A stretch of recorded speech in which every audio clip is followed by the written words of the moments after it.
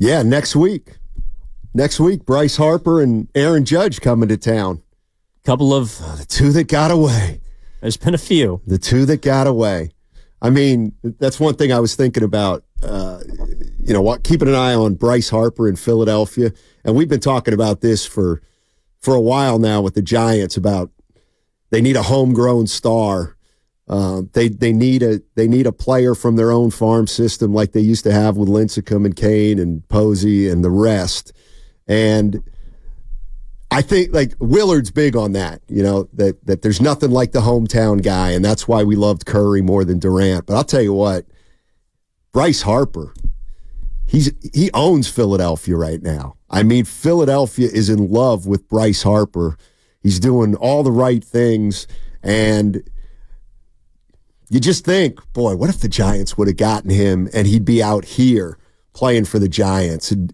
Their outlook would be so much different, I think. Even if they had the same record, I think the outlook would be different because of that guy. Yeah, I don't totally disagree that homegrown players, you definitely resonate more with them. But I think if you're in a great sports town, and I believe the Bay Area to be one of them, they want players that they feel a connection to one way or another. I think that's why Harper resonates in a place like Philly. I know that their fans get a bad rap, but they're a passionate bunch. And if they feel a connection to a player, they're going to respond in kind. And to his credit, Bryce Harper's given them every reason to believe that he's one of them, like he's their adopted son. I mean, the player that I guess most closely associated with the Phillies growing up was actually a Bay Area kid. It was Jimmy Rollins. That I know he was homegrown and came through their system, but Jimmy Rollins was a great Philly. So I think you can have both. And that's where the Giants have, swung and missed the most, in my opinion, Steiny. It's just because you haven't had a homegrown player doesn't mean you can't find somebody that fans, I don't know, just want to learn more about or want to hear from. And, when I see Bryce Harper show up to a kid's house to help him, talk to his future prom date or ask a girl out to prom, like, that warms my heart. I think that's pretty cool. And there are a few of those athletes in the Bay Area. I think George Kittle is one that I think of. And it's not necessarily just because he's homegrown, but I think it's because George Kittle is him. Like he's just himself. And he opens himself up in a way that a lot of people don't. And so I don't necessarily think it matters whether or not you're homegrown, as long as you're willing to, I don't know, just kind of give yourself to the city. I got to tell you, you said something at the beginning that I focused on. About exercise? No, it was about the Bay Area and San Francisco. You said I consider the Bay Area or San Francisco a sports town. Mm-hmm. Do you really? I do. Why? That's not the reputation the Bay has nationally. Why do you say that? Well, because I think when people look at hardcore sports towns, they always say New York, Philly, and Chicago. You think of the East Coast? Correct. Yeah. Yeah. Well, that's because of history. But, and I think I would say, like, the Bay Area can be a sports town, but you got to be winning. Well, but I think that's part of it, though. It's like, I think they're different versions of sports towns. I mean, okay, so when, like, if the Phillies suck, you're going to hear people be mad. Right. And that's you as fandom, because they're at least, there's an outcry for something. Right. Okay, so I think that's just a cultural difference. I think it's a geographic difference. I think there's always been passionate fans for specific people. And from the 510, I think this is a great example. Hunter Pence wasn't homegrown. He's beloved. That's from David and San Leandro. So I think there are players that buy into a particular place. Somewhere like the Bay Area is willing to show them love. I think it's a little harder out here because of, and we're going to learn about it this weekend. There's so many things to do. You got a 3-day weekend, Steiny. Where are you going? Where are you headed? Who are you paying attention to? There's a lot of distractions out here in great ways. And so, yes, you got to grab people's attention. I don't think it makes it a non-sports town, though. I think it's just different from what you grew up knowing. A lot of people are chiming in on the Xfinity Mobile text line and the YouTube chat saying it's absolutely a sports town. It might be non-traditional, but in a way, Steiny, and we were talking about this at the cafeteria yesterday. Yeah. I think one of the great parts about Bay Area sports fans is that they do allow for different teams to come into the fold, embrace them, and then move on. Now, a lot of people might say, well, that's bandwagon fandom. That's not loyalty. But Brian Sabian actually told this to us a couple weeks ago when he was talking to you and Goo. First it was the A's in the 70s. Then it was the Raiders. Then it was the Niners. Then it was the Giants. Then it was the Warriors. The Bay Area has gravitated towards each individual team that's been here over the course of, 50 years or a half century. When they win. But that's also how you develop the next group of fans. Okay, Sonny. No. Let me ask you this. Why are they... First of all, hold on. I'm not saying the Bay Area is not a sports town. I'm saying the perception is it's not a sports town because of East Coast bias. That's fine. So, I mean, if you can... But when we say, let's change sports town to hardcore sports town, is it a hardcore sports town? Well, let me ask you this, Steiny. And what is a hardcore sports town? Why are the New York Yankees the most globally recognized brand? One of the reasons is because of their history. And what is one of the theme of their history? They win. Yeah, that's why people love them. Well, they're also in the media capital of the world. So are the Mets. So are the Brooklyn Nets. So are the Islanders. Right. People don't think about them like they think about the Yankees because the Yankees got 27 World Series rings. Winning is always going to develop fans.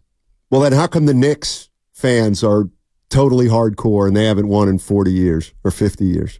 They're hardcore when they win. I think you hear... to me, the hardest core fans in the Bay Area are the Warrior fans because the Warriors would sell out when they were not very good, even during the previous ownership time. So it is a sports town because you didn't used to have bandwagon fans. Well, I don't lump all Bay Area fans together. I think there's Warrior fans, Giant fans, and 49er fans, and a lot of them happen to be the fans of all three teams. But I do think, I think the Sharks have a harder core fan base than. Actually, you know who probably has the hardest of the hardcore? The A's. Even though it's, 600 people. Well, yeah, but a lot of people dump on them because they're not a large fan base. Well, what makes a hardcore? Is there a difference between a sports town and a hardcore sports town? I mean, I'm just telling you, why do we have a reputation for being soft then out here? Well, I think that's more of a West Coast thing than a Bay Area thing. I mean, I think it also applies to L.A. I think it applies to, San Diego. I think it applies to the Pacific Northwest to some extent whenever they're in the news cycle. I think West Coasters are they're a little more relaxed, Steiny. Come on. I'm wearing a Hawaiian t-shirt on a Friday. I'm still out here, aren't I? Well, yeah. I've been out here for 35 years. I wouldn't.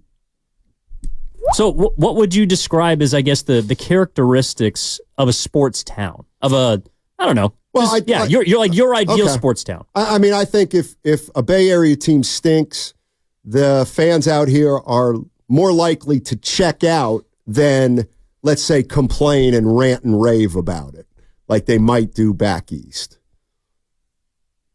Is that healthy, though?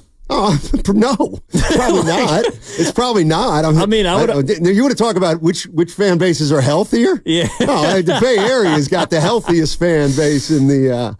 No, there's nothing about. Well, in that case, I begin to think, okay, a hardcore sports town is full of a lot of, interesting folks with, with a few more problems. I also think, Kay was just saying, what about Cleveland? Well, Cleveland's considered a hardcore sports town. And the reason people would cite is there's not much to do in Cleveland, but there's a ton to do out here. So there's more competition for, the dollar, entertainment dollar. What about a city like Minneapolis or the Twin Cities? Because they got four major sports. See, I think, at least from the time that I lived there, I didn't live there for too long, about a year, but those are some of the most passionate sports fans that I've come across. those Minnesotans. Like they love their teams and they've never won anything. I think that's a sports town. Well, like here's, I mean, I don't know how I would describe the Bay as a sports town, but when I think of the fans in the Bay Area, there's three teams, three things come to mind. Mm-hmm. Okay. When I think of the 49ers, I think of when I first moved out here in early 1990. And it was indescribable how this was a 49ers town. There was just, red and gold all over the place. Montana and Young were center stage all the time.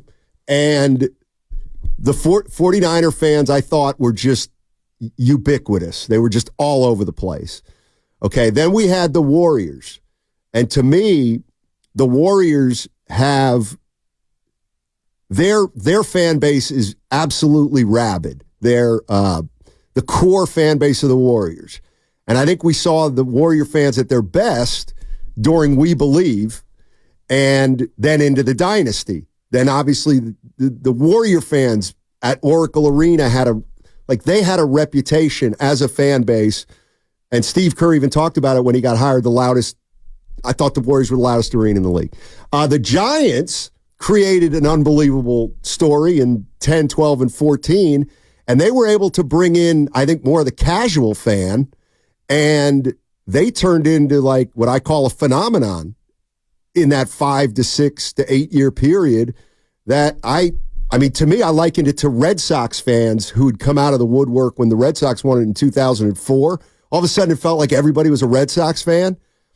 When the Giants were winning here in 10, 12, and 14, they were just, everybody was wearing Giants hats. They were like the Niners were in the 90s, I thought. So, I think each fan base, I'm just picking the high points of each fan base. Sure. But that's the way I think of them all. But I think that's applicable to most fan bases, if not all of them. I mean, when their teams are good, you're hearing about them and they're screaming about them, and we're showing them on television all the time about all the crazy things they're doing, about Knicks fans running down through Times Square, and I don't know, it happens in Philadelphia. I think it happens everywhere, Steiny. I mean, I do agree that there's a much different temperament towards teams. Like when West Coasters, when a team's bad, they're just generally not interested. I mean, it's not like they're going to scream from the top of Salesforce Tower and beat their chest about how bad their teams are. They just don't pay as much attention to them. Right. But or I guess they're less vocal about it. I don't believe it. I do think real fans on the West Coast do pay attention to their teams.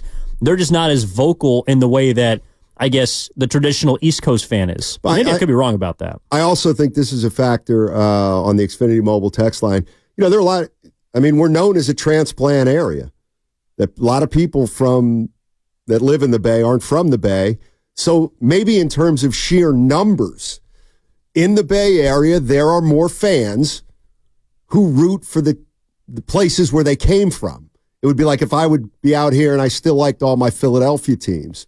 I mean, I don't, but that might have something to do with tamping down the passion just a little bit for the hometown teams if we've got a greater percentage of people not from the Bay who live here. Yeah, when we're talking about this, just because with the Phillies coming to town next week to play the San Francisco Giants, New York Yankees after that, we were just thinking about the players that, yes, the Giants have swung and missed on free agent-wise, Harper and Judge being the big two, but also just kind of what makes you resonate with a player. And I think someone like Harper has resonated with the city of Philadelphia, and it has to do with how good he is. It has to do with the fact that they've won, and that's why they've embraced him. If Bryce Harper was a good player, but they stunk, I don't think you'd see someone asking Bryce Harper to, invite their date to prom. I don't think you'd be hearing someone calling into a sports radio station speaking about how great he is, because you got to win at the end of the day. And I think that transfers to all areas.